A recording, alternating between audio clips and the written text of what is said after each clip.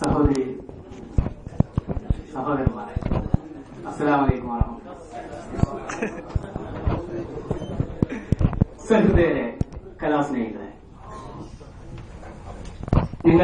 നിങ്ങൾക്ക് മുമ്പിൽ ഇവിടെ ഒരു മഹാചരിത്രം ചില വാക്കുകൾ കൊണ്ട് ഏതാനും നിമിഷങ്ങൾക്കുള്ളിൽ വളരെ ചുരുങ്ങിയ രീതിയിൽ വിവരിക്കുകയാണ്. അതെ, ഞങ്ങളൊരു കഥാപ്രസംഗം ഇവിടെ അവതരിപ്പിക്കുകയാണ്. ഞങ്ങളുടെ കഥയുടെ പേരാണ് പടക്കളത്തിലെ പുലിക്കുട്ടി. അതെ, പടക്കളത്തിലെ പുലിക്കുട്ടി. പക്ഷേ ഞങ്ങളുടെ കഥാപ്രസംഗത്തിൽ ഇങ്ങനെയുള്ള ഒന്നും തന്നെ ഇല്ല. അത് തട്ടതില്ല, മുട്ടതില്ല, മുടിഞ്ഞ ശബ്ദമില്ല, പിന്നിൽ നിന്ന് മുട്ടിത്തരാൻ ആളതുമില്ല. പൗസിയാന്റെ കൊഞ്ചലില്ല, പസിലാന്റെ മൂളലില്ല, പിന്നിൽ നിന്ന് മുട്ടിത്തരാൻ ആളതുമില്ല. തട്ടതില്ല, മുട്ടതില്ല, മുടിഞ്ഞ ശബ്ദമില്ല, പിന്നിൽ നിന്ന് മുട്ടിത്തരാൻ ആളതുമില്ല. അതെ, ഇങ്ങനെയുള്ള ഒന്നും തന്നെ ഞങ്ങളുടെ കഥയിലില്ല. പക്ഷേ ഈ പരിമിതികൾക്കുള്ളിൽ നിന്നുകൊണ്ട് ഞങ്ങളുടെ കഥ തുടരട്ടെ. ഞങ്ങളുടെ കഥ നടക്കുന്നത് അങ്ങ് പരിപൂർണ ഇസ്ലാമും വളർന്നതും ഇവിടം, പരിശുദ്ധ റസൂലിനെ വരവേറ്റതിവിടം, നബിയോരെ റൗള ശരീഫ് നിലകൊള്ളും ഇവിടം, പരിശുദ്ധ റസൂലിനെ വരവേറ്റതിവിടം. അതെ, അവിടെ അങ്ങ് ആ മദീന. ഒട്ടകങ്ങൾ വരി വരി വരിയായി, കാരക്ക മരങ്ങൾ നിര നിര നിരയായി, കച്ചവട സംഘങ്ങൾ പോകുന്ന പാതകളും. അതെ, അങ്ങനെയുള്ള ആ മദീനയിലേക്ക് നമുക്കൊന്ന് യാത്ര ചെയ്യാം. അന്ന് ആ മദീന പള്ളിയിൽ റസൂലും സഹാബാക്കളും ഒന്നിച്ചിരുന്നുകൊണ്ട് പല വിഷയങ്ങൾ ചർച്ച ചെയ്യുകയും സംസാരിക്കുകയും ചെയ്തുകൊണ്ടിരിക്കുകയായിരുന്നു. അപ്പോൾ അത് അങ്ങോട്ട് നോക്കൂ, ആരവിടുന്ന് കടന്നു വരുന്നുണ്ടല്ലോ. ആരാണ്? റസൂൽ തിരക്കി. ഒരു സഹാബി എഴുന്നേറ്റുകൊണ്ട് പറഞ്ഞു, റസൂലെ, അത് സാദാണ് റസൂലെ. റസൂൽ സല്ലല്ലാഹു അലൈഹി വസല്ലം സാദിനെ ആ സദസ്സിലേക്ക് വിളിച്ചിരുത്തി. അങ്ങനെ കുറച്ച് സമയത്തിന് ശേഷം സഹാബാക്കളൊക്കെ സദസ്സിൽ നിന്ന് പിരിഞ്ഞു പോയതിനു ശേഷം റസൂൽ സല്ലല്ലാഹു അലൈഹി വസല്ലം സാദിനെ അരികിലേക്ക് വിളിച്ചു.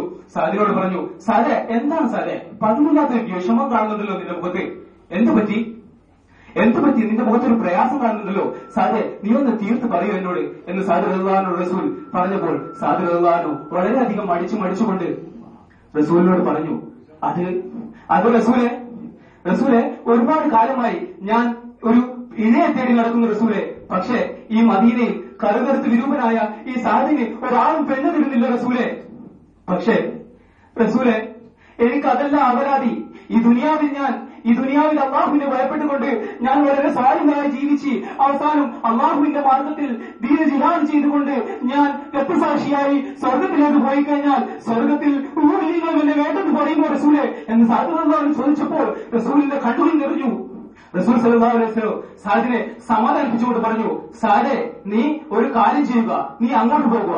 എങ്ങോട്ട് പോകണം? സഹദ് പൊന്നേ, എന്ന നാട്ടിലേക്ക് ചൊല്ലണം നീ പൊന്നേ, വഹബിന്റെ വീട്ടിലേക്ക്. വഹബന്നൊരുത്തി മോള് അവരോടൊരെത്തിടേണം, കാര്യങ്ങൾ ചൊല്ലിടേണം, പെണ്ണെന്ന് ചോദിക്കേണം. പോകണം സഹദ് പൊന്നേ, സ്വാമിന്റെ വീട്ടിലേക്ക് ചൊല്ലേണം നീ പൊന്നേ, സഹദിന് കാര്യങ്ങൾ. അതെ, മദീനയിൽ അവിടെ ഷാമിലുള്ള ഒരു ധനികനായ ഒരു വഹബുണ്ട്. ആ വഹബിന്റെ വീട്ടിൽ സുന്ദരിയും സുമുഖിയും അതോടൊപ്പം സ്വാധീനത്വമായ ഒരു മകള് വഹബിനുണ്ട്. ആ വഹബിന്റെ വീട്ടിലേക്ക് നീ പോയി വിവാഹം ആലോചിക്കണമെന്ന് റസൂൽ സല്ലല്ലാഹു അലൈഹി വസല്ലം സാദിനോട് പറഞ്ഞു. ഇത് കേട്ട മാത്രമേ സാദി ഞെട്ടിത്തെറിച്ചു. റസൂലിനോട് ചോദിച്ചു, വഹബിന്റെ ഷാമിലുള്ള ഏറ്റവും വലിയ ധനികനായ വഹബിന്റെ വീട്ടിൽ ഈ കറുകറുത്ത് വിരൂപനായ സഹദ് പോയി വിവാഹം ആലോചിക്കുകയോ? എന്താണ് റസൂൽ ഈ പറയുന്നത്? അപ്പൊ റസൂൽ പറഞ്ഞു, സാദെ, നീ അള്ളാഹുവിന്റെ ദൂതൻ നിന്നെ അയച്ചെന്ന് പറയുക. ഷാമിൽ ചെന്നുകൊണ്ട് അള്ളാഹുവിന്റെ ദൂതൻ നിന്നെ അയച്ചെന്ന് പറഞ്ഞാൽ ഇത് നടക്കാതിരിക്കില്ല എന്ന് സാദ് റളിയല്ലാഹു റസൂൽ സല്ലല്ലാഹു അലൈഹി വസല്ലം പറഞ്ഞുകൊണ്ട് അങ്ങനെ റസൂൽ സല്ലല്ലാഹു അലൈഹി വസല്ലമിന്റെ നിർബന്ധത്തിന് വഴങ്ങിക്കൊണ്ട് സാദ് റളിയല്ലാഹു ഷാമിലേക്ക് യാത്രയായി. അങ്ങനെ താമസിയാതെ റസൂൽ സല്ലല്ലാഹു അലൈഹി വസല്ലം വഹബിന്റെ വീട്ടിലെത്തിയ ആ റസൂൽ സല്ലല്ലാഹു അലൈഹി വസല്ലം അയച്ചതാണെന്ന് അറിഞ്ഞപ്പോൾ വഹബ് എത്രയും പെട്ടെന്ന് സാദ് റളിയല്ലാഹുവിനെ വിളിച്ചുകൊണ്ട് വീട്ടിലേക്ക് സ്വീകരിച്ചിരുത്തി. എന്നിട്ട് അന്വേഷിച്ചു, എന്താണ് താങ്കൾ വന്നതിന്റെ ഉദ്ദേശം? തന്റെ ആഗമന ഉദ്ദേശം സാദ് റളിയല്ലാഹു അവിടെ പറഞ്ഞ മാത്രമേ വഹബ് പൊട്ടിത്തെറിച്ചു. വഹബ് ചോദിച്ചു, സുന്ദരിയും സുമുഖയുമായ എന്റെ മകളെ, അതും ഷാമിലെ ഏറ്റവും ധനികനായ വഹബിന്റെ വീട്ടിൽ വന്നുകൊണ്ട് നീ വിവാഹം ആലോചിക്കുകയോ? കരുകരുത്ത് കാക്കിയെ പോലെ വിരൂപനായ നീ എന്റെ മകളെ വിവാഹം ആലോചിക്കുകയോ? ഇറങ്ങട പുറത്ത് എന്ന് പറഞ്ഞുകൊണ്ട് സാദിനെ വഹബ് അവിടെ നിന്ന് ആട്ടി പുറത്താക്കി. പക്ഷേ ഇതൊക്കെ ശ്രമിച്ചുകൊണ്ട് വാതിലിന്റെ പിറകിൽ സ്വാധീനത്തായ ആ വഹബിന്റെ മകളുണ്ടായിരുന്നു. അവൾ അതിലേക്ക് ഇടപെട്ടുകൊണ്ട് ഇറങ്ങിക്കൊണ്ട് വന്നുകൊണ്ട് വഹബിനോട് പറഞ്ഞു, ഉപ്പ എന്താണ് ഈ കാണിക്കുന്നത്? താങ്കൾ റസൂൽ അയച്ച അള്ളാഹുവിന്റെ റസൂൽ അയച്ച ഒരാളെ താങ്കൾ മടക്കി അയക്കുമോ? പിന്നെ ഉപ്പ ഒരു കാര്യം, ഞാൻ ഈ ദുനിയാവിൽ വേറൊരു കല്യാണം കഴിക്കുന്നുണ്ടെങ്കിൽ അത് റസൂൽ അയച്ച ആ കരുകരുത്ത് വിരൂപനായ ആ സഹദിനെ മാത്രമായിരിക്കുമെന്ന് ശപഥം ചെയ്തുകൊണ്ട് ആ സ്ത്രീ ഉള്ളിലേക്ക് കടന്നുപോയി. അങ്ങനെ ദിവസം കഴിഞ്ഞു. വഹബ് മകളുടെ നിർബന്ധത്തിന് വഴങ്ങിക്കൊണ്ട് റസൂലിന്റെ അരികിലേക്ക് സഹദിന്റെ കല്യാണം ഉറപ്പിക്കാനായി മദീനയിലേക്ക് തിരിച്ചു. മദീനയിലെത്തി റസൂൽ സല്ലല്ലാഹു അലൈഹി വസല്ലമയുമായി അവനെ സാദ് റളിയല്ലാഹുവിന്റെ കല്യാണ കാര്യങ്ങൾ ചർച്ച ചെയ്തു. കല്യാണം നിശ്ചയിച്ചു. റസൂൽ സല്ലല്ലാഹു അലൈഹി വസല്ലമ സാദിനെ വിളിച്ചു വരുത്തിക്കൊണ്ട് ആ സന്തോഷ വാർത്ത സാദിനെ അറിയിച്ചു. സാദിന്റെ മനസ്സിൽ 1000 പുത്തിരി കത്തി. മനസ്സകമിൽ മുഹബത്ത് പെരുത്തേ മനസ്സ് മനസ്സേ അതിമധുര മംഗള സുദിനം ഇന്നിത വന്നിടുന്നേ. മനസ്സകമിൽ മുഹബത്ത് പെരുത്ത് മലമല എടുത്ത് സഹറിന്റെ മനസ്സ് അതിമധുര മംഗള സുദിനം ഇന്നിത വന്നിടുന്നേ. അങ്ങനെ സാദ് റളിയല്ലാഹു ആ നാളെ നടക്കുന്ന കല്യാണ വാർത്ത അറിഞ്ഞുകൊണ്ട് സാദ് റളിയല്ലാഹു വളരെയധികം സന്തോഷിച്ചു. മനസ്സിൽ 1000 പൂത്തിരി കത്തുന്നതോടൊപ്പം സാദ് റളിയല്ലാഹുവിന്റെ മനസ്സിൽ വേറൊരു സൈഡ് കോളിലായി ഒരു വിഷമവും പൊട്ടിപ്പെടുന്നു. എന്താണെന്ന് അറിയുമോ? സാദ് റളിയല്ലാഹു വീണ്ടും റസൂലിന്റെ അരികിലേക്ക് പോയി. റസൂലെ, ശരിയാണ്, നാളെ ഈ സാദിന്റെ കല്യാണമാണ്. ഞാൻ ഒരുപാട് ആഗ്രഹിച്ച, കാലങ്ങളായി ആഗ്രഹിച്ചിരുന്ന ആ കല്യാണ സുദിനം നാളെ നടക്കുകയാണ്. പക്ഷേ സഹദ് ഫക്കീറാണ് റസൂലെ. സാദിന്റെ കയ്യിൽ മഹർ വാങ്ങാനോ കല്യാണത്തിനാവശ്യമായ പട്ടുടയാടുകൾ വാങ്ങാനോ ഈ സഹദിന്റെ കയ്യിൽ പൈസയില്ല റസൂലെ. ഒരു ദിർഹം പോലും എടുക്കാൻ ഈ സഹദിന്റെ കയ്യിലില്ല എന്ന് പറഞ്ഞപ്പോൾ റസൂൽ സല്ലല്ലാഹു അലൈഹി വസല്ലം സാദ് റളിയല്ലാഹുവിനെ വീണ്ടും സമാധാനിപ്പിച്ചുകൊണ്ട് പറഞ്ഞു, സഹദേ, നീ മദീനയിൽ ഉസ്മാൻ റളിയല്ലാഹുവിന്റെ അരികിലേക്ക് പോകുക. ഉസ്മാന്റെ അരികിൽ പോയാൽ നിനക്ക് ഈ പ്രശ്നത്തിന് ഒരു പരിഹാരം കാണുമെന്ന് പറഞ്ഞപ്പോൾ സാദ് റളിയല്ലാഹു ഉസ്മാന്റെ അരികിൽ പോവുകയും ഉസ്മാൻ റളിയല്ലാഹു അൻഹു സാദിന് 200 ദിർഹം വിവാഹ സമ്മാനമായി കൊടുത്ത് ആ 200 ദിർഹം വിവാഹ സമ്മാനമായി കിട്ടിയ 200 ദിർഹം കൊണ്ട് മദീനയിലെ ചന്തയിലേക്ക് വിവാഹത്തിനാവശ്യമായ പട്ടുടയാടുകളും അതുപോലെ തന്നെ മഹറും വാങ്ങുവാനായി സാദ് റളിയല്ലാഹു അൻഹു മദീനയിലെ ചന്തയിലേക്ക് തിരിച്ചു. അപ്പോഴാണ് എന്തോ ഒരു ശബ്ദം കേട്ടത്. എന്താണത്? സാദ് ശ്രമിച്ചു. നാളെ പുലരും നേരത്ത് മുത്ത് റസൂലും സഹാബത്തും അബു സുഫിയാന്റെ ഖുറൈശി പടയെ നേരിടാനായി പോകുന്നു. ലാ ഇലാഹ ഇല്ലല്ലാഹ് മുഹമ്മദ് യാ റസൂലുള്ളാഹ്. ലാ ഇലാഹ ഇല്ലല്ലാഹ് മുഹമ്മദ് യാ റസൂലുള്ളാഹ്. നാളെ പുലരും നേരത്ത് മുത്ത് റസൂലും സഹാബത്തും അബു സുഫിയാന്റെ ഖുറൈശി പടയെ നേരിടാനായി പോകുന്നു. ലാ ഇലാഹ ഇല്ലല്ലാഹ് മുഹമ്മദ് യാ റസൂലുള്ളാഹ്. ലാ ഇലാഹ ഇല്ലല്ലാഹ് മുഹമ്മദ് യാ റസൂലുള്ളാഹ്. സത്യത്തിന്റെ കൊടിനാട്ടാൻ ധർമ്മത്തിന്റെ കാളമൂതാൻ ഇതാ വരുന്നു പടയണി ഞങ്ങൾ തൗഹീദിന്റെ വാക്താക്കൾ.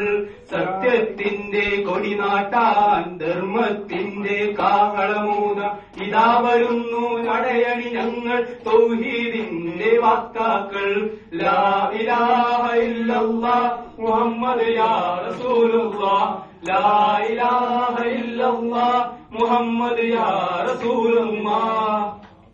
അതെ, നാളെ പുലരും കാലത്ത് അതൊരാണസ്മതി കേൾക്കുകയായിരുന്നു സാധുവാനു. നാളെ പുലരും കാലത്ത് റസൂലും സഹാബാക്കളും ഒരു ഭാഗത്ത് നിന്നുകൊണ്ടും അബൂ സുഫിയാനും ശത്രുക്കളും മറ്റൊരു ഭാഗത്ത് നിന്നുകൊണ്ടും അതാ ഒരു ഘോര യുദ്ധം നടക്കുവാൻ പോവുകയാണോ. സാധാരണ ധർമ്മസങ്കടത്തിലായി എന്ത് ചെയ്യണം, നാളെ എന്റെ വിവാഹമാണ്. പക്ഷേ ഒരു ഭാഗത്ത് റസൂലും എന്റെ സഹോദരങ്ങളും അതാ ആ ഖുറൈശ് പടയോട് നേരിടാൻ പോകുന്ന ആ രംഗവും കല്യാണരംഗവും രണ്ടും സാദിന്റെ മനസ്സിലേക്ക് മിന്നി വന്നു. അങ്ങനെ സാദ് റളിയല്ലാഹു ഒന്നും ചിന്തിച്ചില്ല. വീണ്ടും മദീനയിലുള്ള ആ കല്യാണ സാധനങ്ങൾ വാങ്ങാൻ പോയ ചന്തയിലേക്ക് സാദ് റളിയല്ലാഹു തിരിച്ചു. പക്ഷേ ചന്തയിലെത്തി സാദ് റളിയല്ലാഹു പട്ടുടെ ആടുകളും മഹറും വാങ്ങിയില്ല സഹോദരന്മാരെ. പിന്നെ എന്ത് ചെയ്തെന്ന് അറിയുമോ? സാദ് റളിയല്ലാഹു നല്ല മൂർച്ചയുള്ള ഒരു വാളും അതുപോലെ തന്നെ പരിചയം വാങ്ങിക്കൊണ്ട് ഒരു മുഖംമൂടിയും വാങ്ങിക്കൊണ്ട് സാദ് റളിയല്ലാഹു നാളെ നടക്കുന്ന ആ യുദ്ധത്തിനായി ഒരുങ്ങി നിന്നു. ഒളിച്ചു പാർത്ത് സാദ് റളിയല്ലാഹു ആ യുദ്ധവും കാത്ത് നേരം പുലരാനായി സാദ് റളിയല്ലാഹു കാത്തിരുന്നു. അങ്ങനെ നേരം പുലർന്നു. റസൂലും സഹാബത്തും ഒരു ഭാഗത്തും ശത്രുക്കൾ മറ്റൊരു ഭാഗത്തും അബൂ സുഫിയാന്റെ നേതൃത്വത്തിലുള്ള ഖുറൈശ് പട മറ്റൊരു ഭാഗത്തുമായിക്കൊണ്ട് യുദ്ധം ആരംഭിക്കുകയായി. ഷറഫുറ്റ ബദർ ജയാദീനിൻ കോടി വെട്ടി പിടിച്ചടക്കിടാനെത്തും ഖുറൈശ് പട ഉഹദെന്ന ജബലടിവാരം പടയണി ഒരുക്കിക്കൊണ്ടിതാ കുടിലറ കുഫറിൻ പട. കൊമ്പുകൾ കുഴലുകൾ തുപ്പുകൾ മദ്ദള വമ്പതി അമ്പത് വമ്പുകൾ കോരിതം പലപാടരി കൂതകൂലം പൊങ്കി അടരു നീളം വമ്പും കലമ്പും കിബിറാട്ടമേ. അങ്ങനെ യുദ്ധം തുടരുകയായി. വായുകളും പരിചയങ്ങളും ഏറ്റുമുട്ടുമ്പോൾ ചിരിച്ചിലെന്ന ശബ്ദങ്ങളുണ്ടാകുന്നു. ആത്മനാഥങ്ങളും മട്ടഹാസങ്ങളും കൊണ്ട് അന്തരീക്ഷം മുഖരിതമാകുന്നു. അപ്പോഴാണ് പെട്ടെന്ന് എന്തോ ഒന്ന് സംഭവിച്ചത്. ഒരാൾ യുദ്ധകളത്തിലേക്ക് എടുത്തു ചാടി. പച്ചച്ചാളും വാളുമായി മുഖമൂടിയായി പടകളത്തിൽ ചാടി വീണ ധീരനാരാണ് ആ ധീരനാരാണ്. പച്ചച്ചാളും വാളുമായി മുഖമൂടിയായി പടകളത്തിൽ ചാടി വീണ ധീരനാരാണ് ആ ധീരനാരാണ്.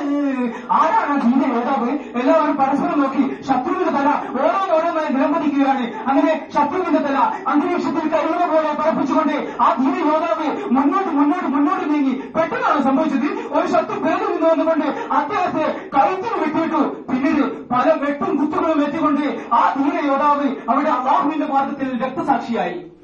പച്ചക്കിളികളായി പാറാൻ സ്വർഗത്തിനുള്ളിൽ വിലസാൻ. പച്ചക്കിളികളായി പാറാൻ സ്വർഗത്തിനുള്ളിൽ വിലസാൻ. എന്നും ജീവിക്കുന്ന എന്നും ഭുജിക്കുന്ന എന്നും ജീവിക്കുന്ന എന്നും ഭുജിക്കുന്ന പാരി പറക്കുന്ന വീരേ പച്ചക്കിളികളായി പാറാൻ സ്വർഗത്തിനുള്ളിൽ വിലസാൻ. യുദ്ധരംഗങ്ങൾക്ക് ശേഷം റസൂലും സഹാബാക്കളും മരിച്ചവരെയും അതുപോലെ തന്നെ പരിക്കേറ്റവരെയും തിരച്ചു തുടങ്ങി. അങ്ങനെ അങ്ങ് അവിടെ ഒരു മുഖമൂടികാരിയായ ഒരാൾ കിടക്കുന്നു. റസൂൽ സല്ലല്ലാഹു അലൈഹി വസല്ലമ ആദ്യം സഹാബാക്കളോട് പറഞ്ഞു, എത്രയും പെട്ടെന്ന് കാര്യങ്ങൾ തീർക്കണം, നമുക്ക് സാദിന്റെ കല്യാണത്തിന് പോകാനുള്ളതാണ്. അതിനിടെ ഒരു സഹാബി അങ്ങോട്ട് അയച്ചുകൊണ്ട് പറഞ്ഞു, ആ മുഖമൂടികാരിയായ ഒരാൾ അവിടെ കിടക്കുന്നത് കാണുന്നു. ആരാണത്? മുഖം തിരിച്ചറിയുന്നില്ല, ഒന്ന് പോയി നോക്കൂ. അങ്ങനെ ഒരു സഹാബി സാദ് റളിയല്ലാഹുവിന്റെ അരികിലേക്ക് പോയി മുഖംമൂടി നീക്കിയവിടെ കരഞ്ഞുകൊണ്ട് ഓടി അട്ടഹസിച്ച് റസൂലിന്റെ അരികിലേക്ക് വന്നു. റസൂലെ, അവിടെ കിടക്കുന്ന മുഖമൂടികാരി ആരാണെന്ന് അറിയുമ്പോൾ റസൂലെ, ഇന്ന് മണവാളനാകേണ്ട സാഹബാണ് റസൂലെ എന്ന് പറഞ്ഞ് കരയുവാൻ തുടങ്ങി. സഹോദരന്മാരെ, ദുനിയാവിലെ പട്ടുടെ ആടകളുള്ള ആ മണിയറ വിട്ടുകൊണ്ട് ആഹ്റത്തിൽ ഹൂറിയങ്ങൾ കാത്തിരിക്കുന്ന ആ സ്വർഗത്തിലെ മണിയറയിലേക്ക് നമ്മുടെ സഹോദരയാത്രയായി. ഇൻഷാ അല്ലാഹ് ഈ ഒരു മാതൃക നമ്മൾ എല്ലാവരിലും ഉണ്ടാവട്ടെ എന്ന് പ്രാർത്ഥിച്ചുകൊണ്ട് ഉപദേശിച്ചുകൊണ്ട് ഈ ഒരു കഥാപ്രസംഗം ഇവിടെ അവസാനിപ്പിക്കുകയാണ്. വാഹിറു ദഅ്വാനാ അൽഹംദുലില്ലാഹി റബ്ബിൽ ആലമീൻ. അസ്സലാമു അലൈക്കും. പല ആളുകൾ ഇവിടെ ഉണ്ടെന്ന് എനിക്കറിയാം. അവരെയൊക്കെ ഒന്ന് പാടിക്കാൻ വേണ്ടിയാണ് ഞാനിപ്പോ ഇവിടെ ഒരു ഗാനം അവതരിപ്പിക്കുന്നത്. അത് ഞാൻ പാടും, അതിനനുസരിച്ച് നിങ്ങൾ എന്നൊക്കെ എന്റെ കൂടെ പാടണം.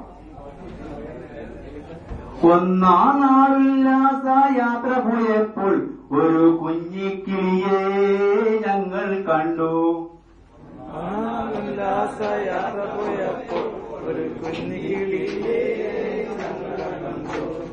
രണ്ടാം നാളുല്ലാസ യാത്ര പോയപ്പോൾ രണ്ട് ചെണ്ടുമല്ലി ഒരു കുഞ്ഞിക്കിളിയെ ഞങ്ങൾ കണ്ടു. യാത്ര പോയപ്പോ കിളിയെ മൂന്നാം നാടുല്ലാത യാത്ര പോയപ്പോൾ 3 മുല്ലപ്പൂ 2 ചെണ്ടുമല്ലി ഒരു കുഞ്ഞിക്കിളിയെ